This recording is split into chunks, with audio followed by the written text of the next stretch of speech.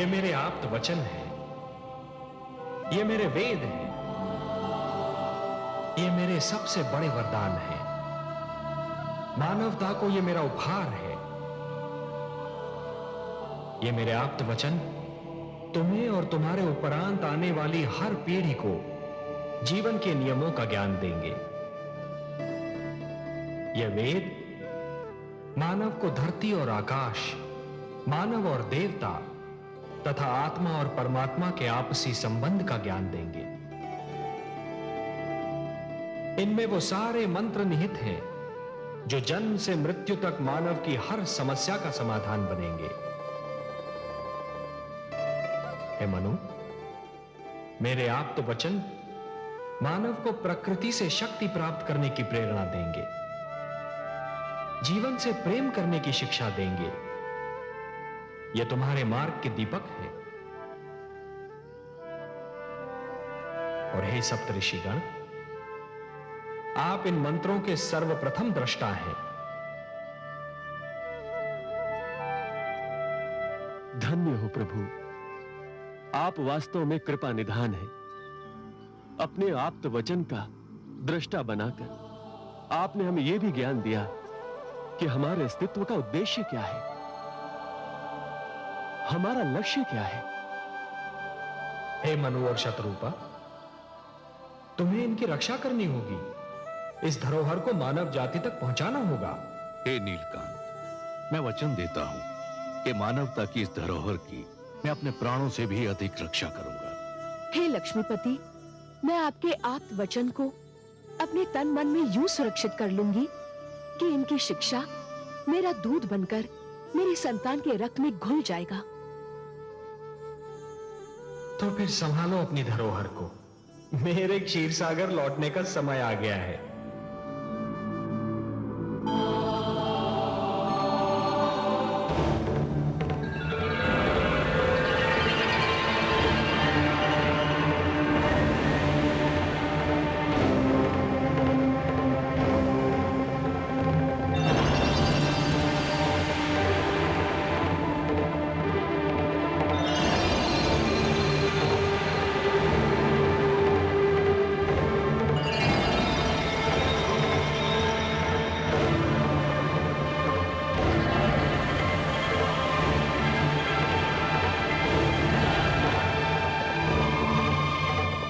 अब मैं तुमसे विदा लेता हूं।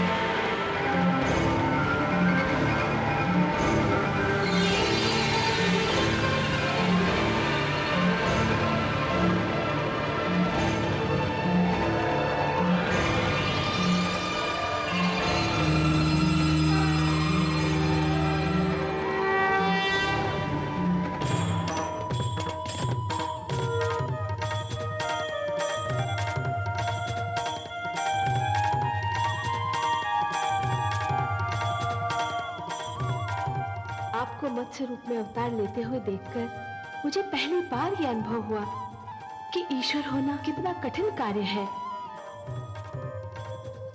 ईश्वरत्व की कठिनाइयों का अनुभव केवल ईश्वर ही कर सकता है। आपने अपना इतना सुंदर रूप छोड़कर मत्स्य रूप धारण किया। कितना कठोर था यह निर्णय। प्रिय, भक्तों के लिए तो मैं कुछ भी कर सकता हूं। मत्स्य रूप तो क्या, यदि मानव कल्याण के लिए मुझे इससे भी अधिक कुरूप रूप धारण करना पड़े तो भी मैं संकोच नहीं करूंगा। और प्रिय, लगता है कि उस रूप को धारण करने का समय अतिशीघ्र आने वाला है।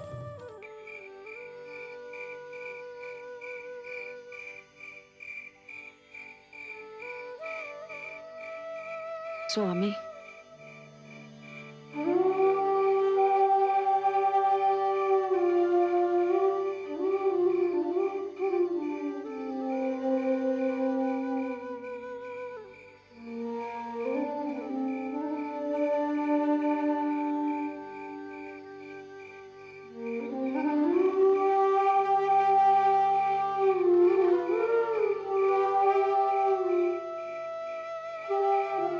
यदि आप मुझे कोई समाचार सुनाने आई हैं देवी, तो उसकी कोई आवश्यकता नहीं है।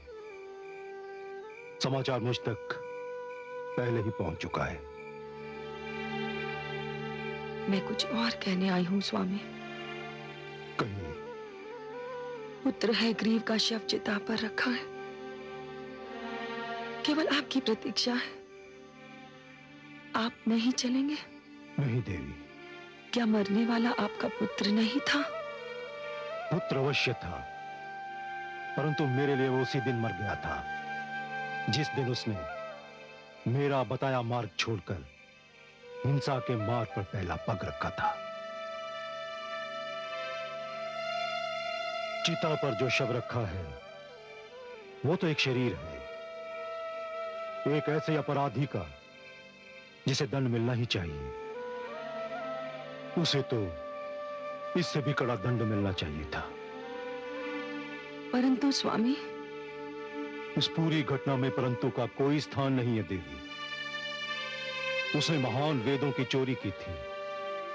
उसने उजाले को अपने अज्ञान और अहंकार के अंधेरे से ढांपना चाहा था, और वही अंधकार उसे स्वयं निकल गया।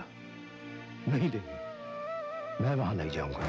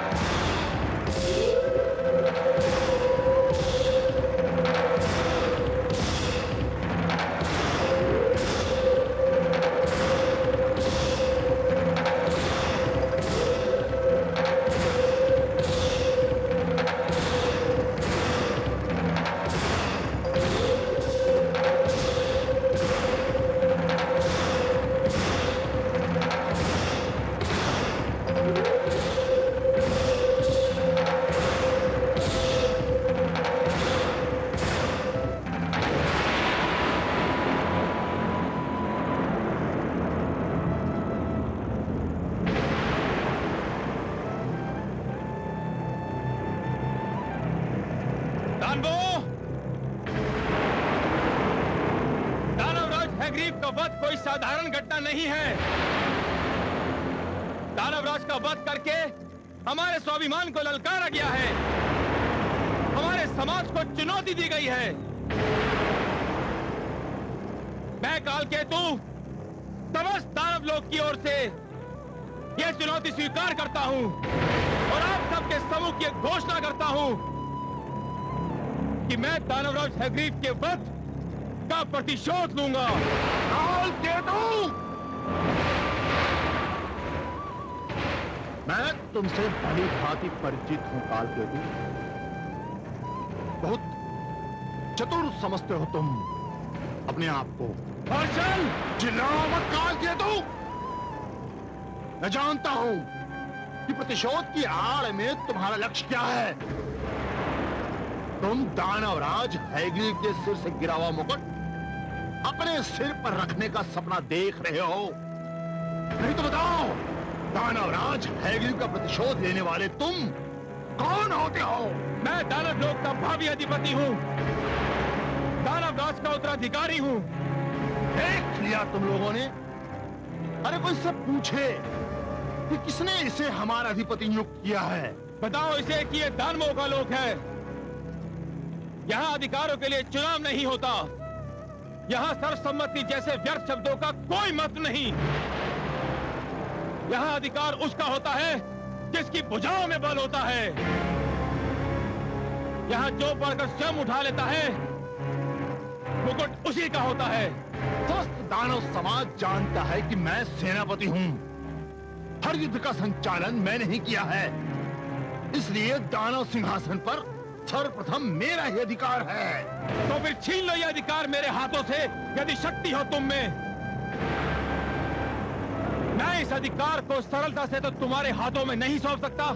कालकेतु ठीक कह रहे हैं, उनका अधिकार हमारे लिए मान्य है। हम नहीं मानते, हम हर्षल को अपना अधिपति मान चुके हैं। ठहरो।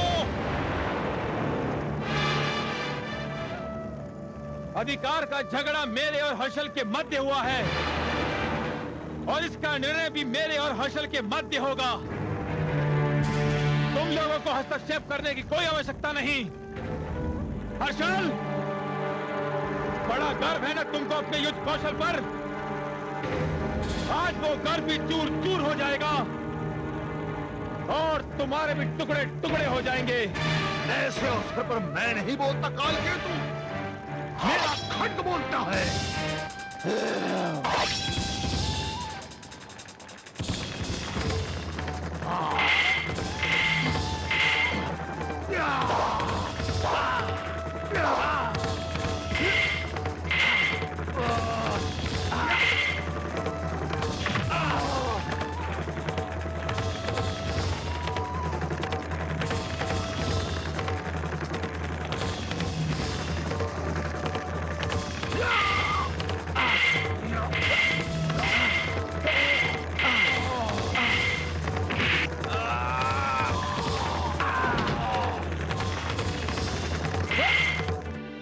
पर मैं तो चाहूंगी अपने पुत्र के अंतिम दर्शन को। आप पिता हैं, आप भावनाओं से ऊपर उठकर उसकी बुराइयों को देख सकते हैं, पर मैं तो मां हूं। ये कैसे संभव है कि जिस पुत्र को मैंने अपनी गोद में थपकियां देकर सुलाया था, आज वो जब चीर निद्रा में सोया है,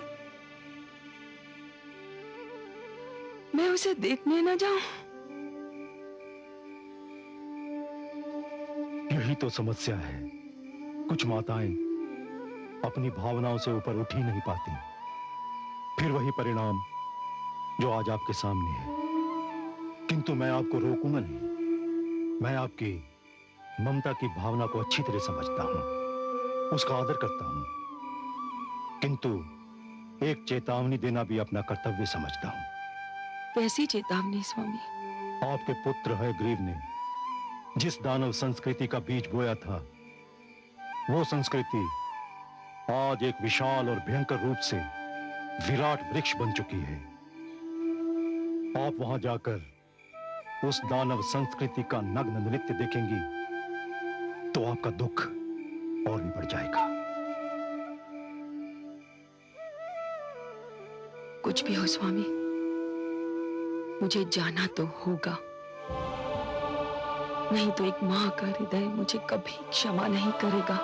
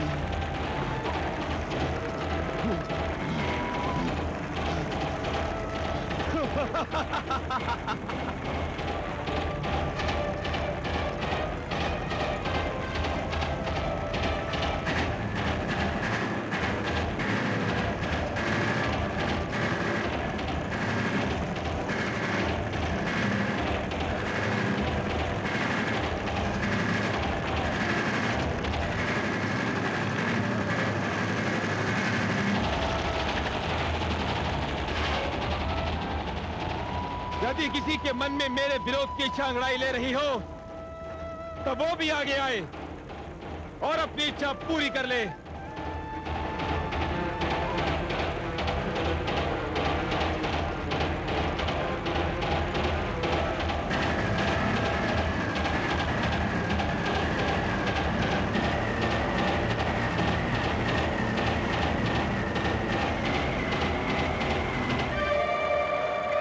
सत्य कहा था मेरे स्वामी ने कि यहां आकर मेरा दुख बढ़ जाएगा।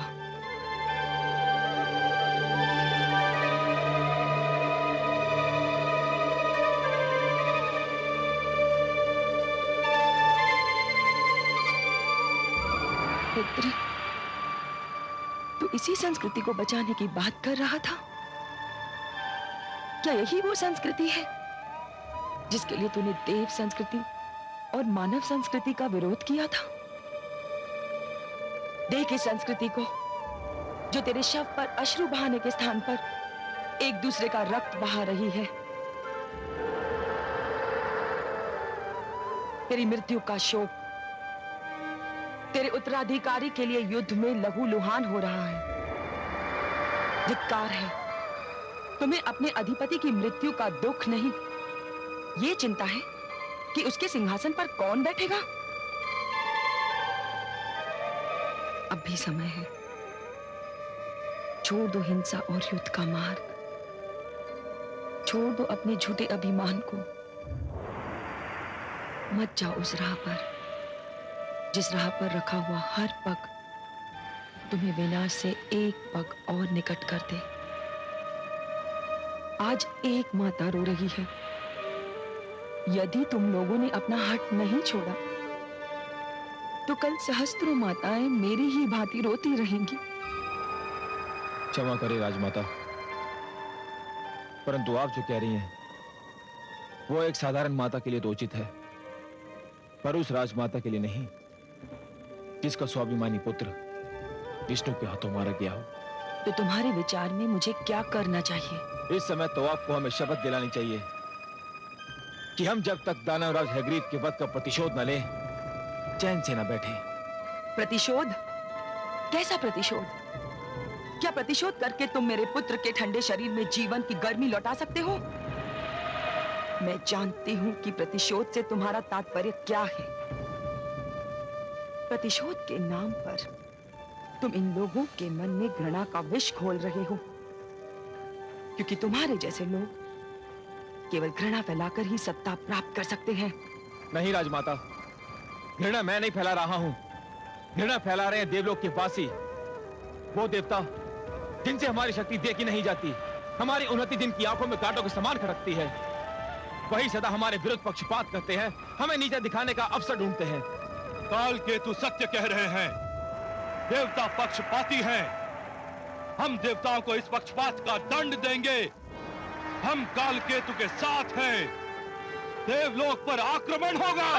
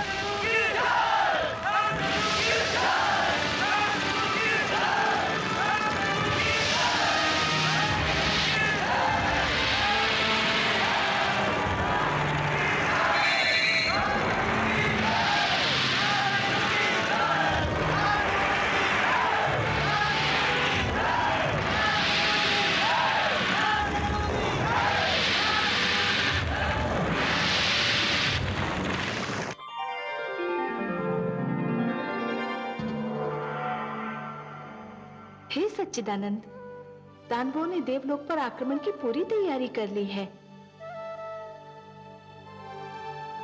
देवलोक पर युद्ध के बादल छा रहे हैं कमल नयन। दानवों से और आशा भी क्या की जा सकती है महादेवी।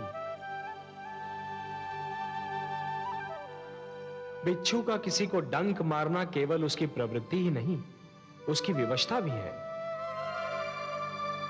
क्योंकि डंक मारकर ही तो वो अपने अस्तित्व का प्रमाण देता है। यदि दानवों में युद्ध, हिंसा और रक्त की प्यास ही ना हो तो उन्हें दानव क्यों कहा जाए? वो धर्म की रक्षा के लिए युद्ध नहीं करते देवी, वो तो युद्ध को ही अपना धर्म मानते हैं। परंतु वो मूर्ख ये नहीं जानते कि जो द्वेष और घृणा को अपनी संस्कृति मानते हैं, वो उसी द्वेष और घृणा की अग्नि में भस्म भी हो जाते हैं, क्योंकि द्वेष और घृणा दूसरों को कम क्षति पहुंचाते हैं, स्वयं को अधिक। परंतु देवलोक के वासियों को अपनी रक्षा के लिए कुछ तो करना ही होगा। अवश्य करना होगा महादेवी, अवश्य करना होगा, परंतु वो युद्ध इन दानवों की भांति उन्मादी नहीं होना चाहिए। यदि देवलोक पर आक्रमण होता है तो देवताओं को उसका इतना कठोर उत्तर देना होगा कि दानवों के केवल शस्त्र ही नहीं, उनका साहस भी सदा के लिए टूट जाए। देख नहीं रही हैं आप देवराज इंद्र कितनी चिंता में डूबे हुए हैं?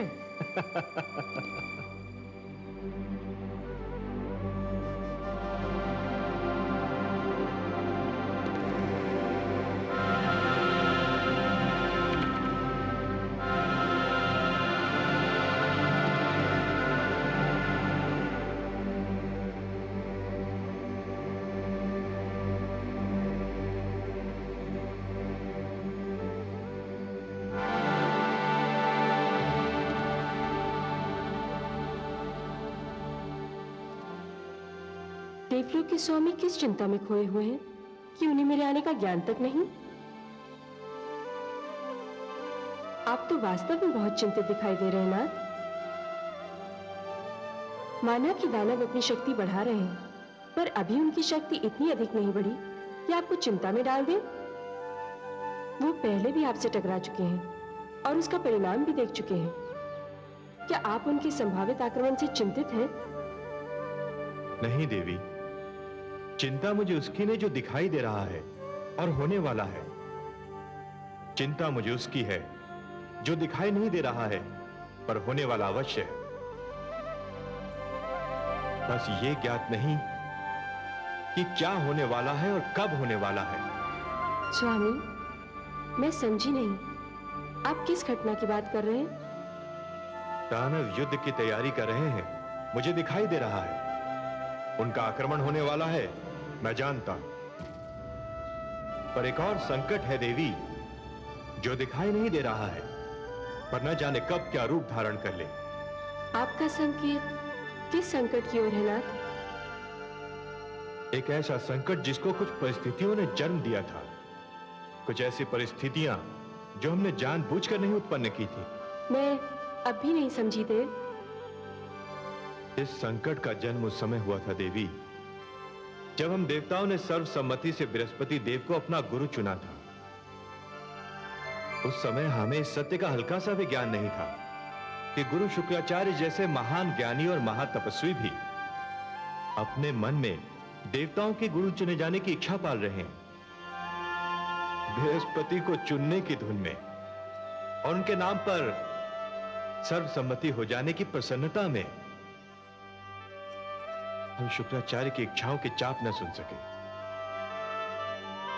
परिणाम यह हुआ कि वो हम पर क्रोधित हो गए और उन्होंने दानवों का गुरु बन जाना स्वीकार कर लिया। हां देवी, निराशा जब क्रोध में बदलती है तो उसका पहला आक्रमण विवेक पर होता है। गुरु शुक्राचार्य का निर्णय भी निराशा और क्रोध का परिणाम था। उसमें विवेक से अधिक अपमान और मानहानि की प्रतिक्रिया अपना रंग दिखा रही थी। बुद्धिमान व्यक्ति जब बुरा होता है तो वो देश, काल, समाज सबके लिए घातक सिद्ध होता है। पर अब तो जो होना था वो हो चुका। यदि होने वाला हो चुका होता तो मुझे चिंता क्यों होती देवी? चिंता तो यही है कि क्या होगा और कब होगा। दानव अपनी शारीरिक और भौतिक शक्ति के बल पर लड़ते हैं, उन्हें परास्त करना कठिन नहीं।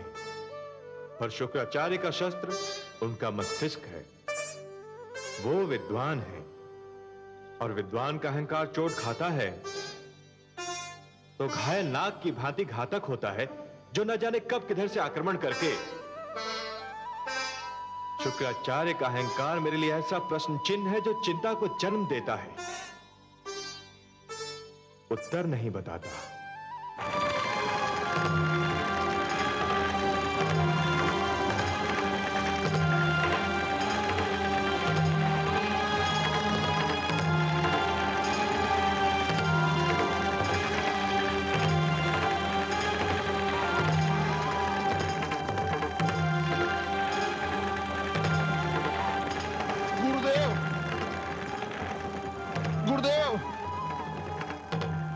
गुरुदेव, गुरुदेव, गुरुदेव, गुरुदेव। किसने की तुम्हारी ये दशा? काल केतु ने गुरुदेव। दानवराज हैग्रीव के वध का समाचार सुनते ही उसने राज सिंहासन हथियाने के लिए षड्यंत्र किया था और अपने कुछ साथी भी बना लिए थे। मैंने उसे ललकारा, जिसका यह परिणाम हुआ है गुरुदेव। काल केतु सदा ही महत्वाकांक्षी और सत्ता का लोभी रहा है। तुम्हें उससे नहीं भिड़ना चाहिए था, तुम्हें मेरे पास आना चाहिए था। इसका अवसर ही नहीं मिला गुरुदेव।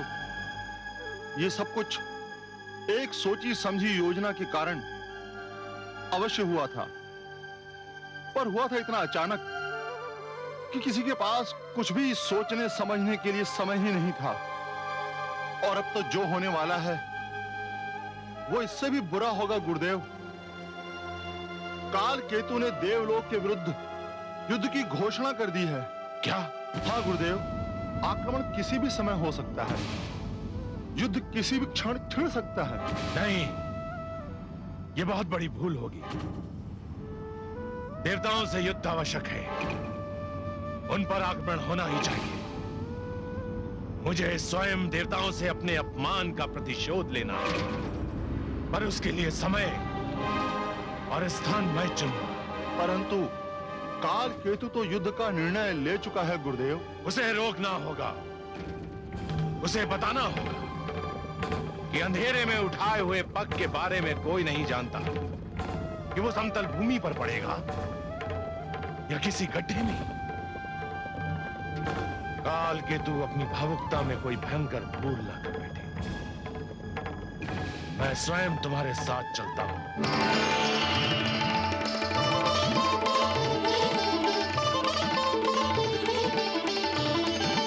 देवराज, देवराज, देवराज, देवराज।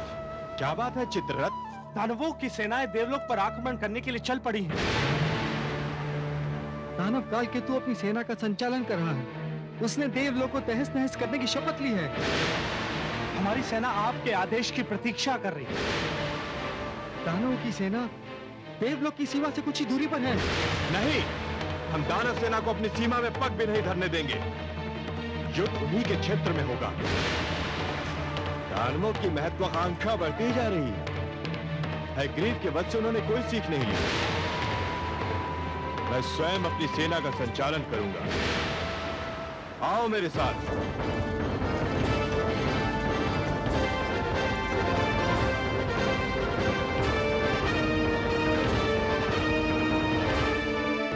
हे इंद्र, तुम देवताओं ने सदैव हमारा तिरस्कार किया है। तुम्हारे मन में हमारे प्रति घृणा और द्वेष का भंडार भरा है। तुम समझते हो उन्नति और समृद्धि पर केवल तुम्हारा अधिकार है, क्योंकि तुम हमसे श्रेष्ठ हो। परंतु आज तुम्हें ज्ञात हो जाएगा कि हम दानव कभी तुम्हारा प्रभुत्व स्वीकार नहीं करेंगे। आज हम तुम्हारा घमंड चूर चूर कर देंगे। हे दानवों, आगे बढ़ो और देव सेना को उनकी सीमा के भीतर खदेड़ दो। सुनो काल केतु, तुमने सदैव हिंसा, युद्ध और व्यभिचार में रुचि दिखाई है। तुम सदैव सत्य और अधर्म के मार्ग पर चलते रहे हो और हम सदैव सत्य और धर्म का पालन करते रहे हैं। इतिहास साक्षी है कि सत्य असत्य पर और धर्म अधर्म पर विजय पाता रहा है और आज भी यही इतिहास दोहराया जाएगा। वीरों, इन दानवों को आज ऐसी पराजय दो ये युद्ध का नाम तक भूल जाए। अभी इन दानवों ने हमारे वज्र का प्रभाव नहीं देखा है। आक्रमण करो, आक्रमण करो।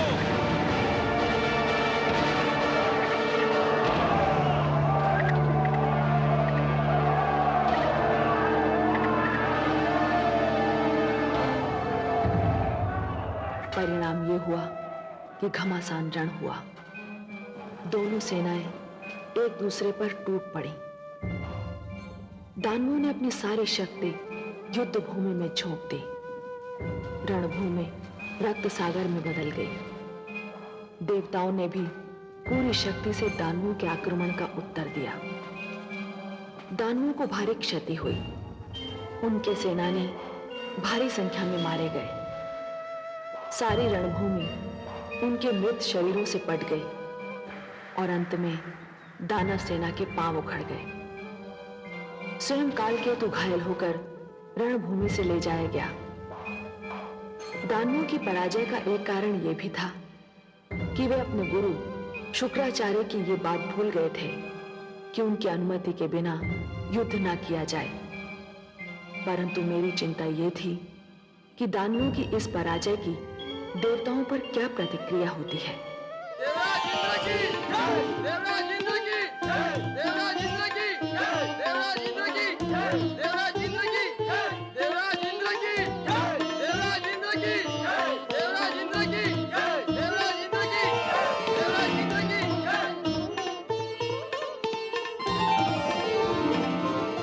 विजयश्री की बधाई हो देवराज। विजय तो हमारे चरणों में उसी समय झुक गई थी जब हमने युद्ध भूमि में पांव धरा था। उसे तो हम अपने साथ लेकर गए थे। युद्ध तो केवल औपचारिकता निभाने के लिए हुआ था। युद्ध तो युद्ध होता है नाथ। जब तक आपको विजय नहीं प्राप्त हुई थी मेरा मन कांप रहा था। आप नारी हैं ना, इसलिए भयभीत हो रही थी। हमने दानवों को ऐसी करारी पराजय देने का निश्चय कर लिया था कि वो फिर कभी युद्ध करने का साहस न करे। हमारा निश्चय सफल हुआ। दानव भूल गए थे कि वो किसी साधारण देवता से नहीं, देवराज इंद्र से टकराने जा रहे हैं। अब देवराज इंद्र का नाम सुनते ही उनके शरीर में कपकपी दौड़ जाया करेगी। देवराज इंद्र की यह विजय उनकी आने वाली 7 पीढ़ियां भूल नहीं पाएंगी। मैं महान हूं देवी, मैं महान हूं।